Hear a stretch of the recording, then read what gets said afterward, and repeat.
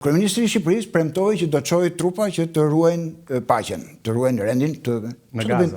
Çfarë do bëjnë trupat e Shqipërisë? Do çarmatosin Hamasin. Edhe Kosova dhe Shqipëria. Do çarmatosin Hamasin që Izraeli për 2 vjet e gjysmë me bombat më të sofistikuara të botës nuk e çarmatosin dot. Si ishte kjo? Këta do të çarmatosin Hamasin. Kush do të çarmatosi Hamasin? Sepse problemi që ka ngecur në Gaza. Si ishte kjo?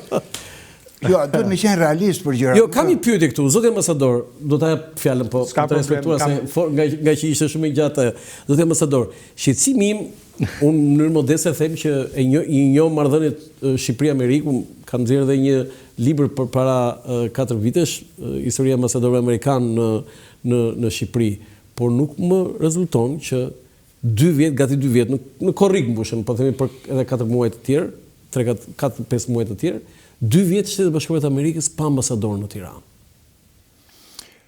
Parë në këtë këndvështrim është handicap, është një boshlik i jashtëzakonshëm, sepse është mungesë vëmendje për një shtet tek i cili ti nuk dërgon ambasador. Pra parë në këtë këndvështrim nuk.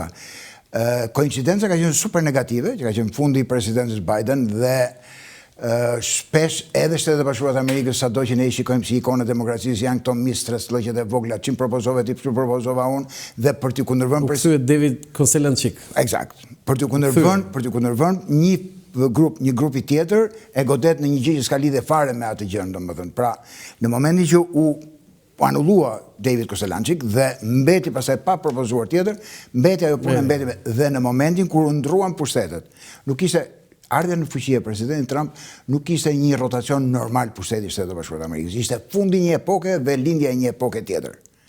Dhe në këtë këndvështrim e gjithë politika amerikane ka ndryshuar. Pra, ne besojmë dhe themi që po të na shikosh neve kur bëjmë politikë me rusët, serbët.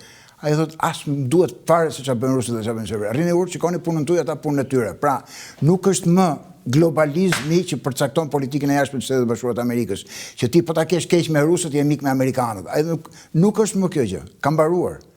Nuk është më në vërtetë demokracisë. Unë jam demokrat, ti si demokrat. Nuk du me ditë fare je apo si demokrat. Nuk më intereson fare se çfarë pushteti ke ti.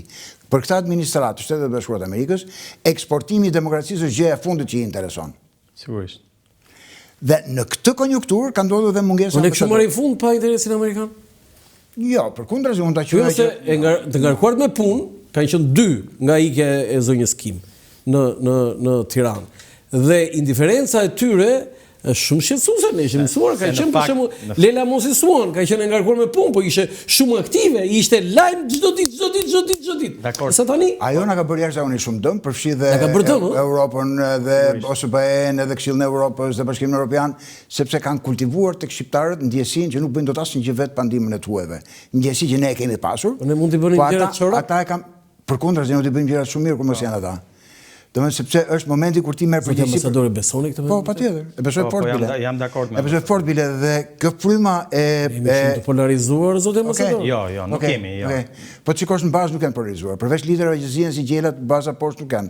Ata fshatarët që janë aty janë demokratë, janë socialistë, por kur vjen puna që gërmojnë tokën, po i soj toka nuk është as socialiste as demokrate. Jo dhe aq.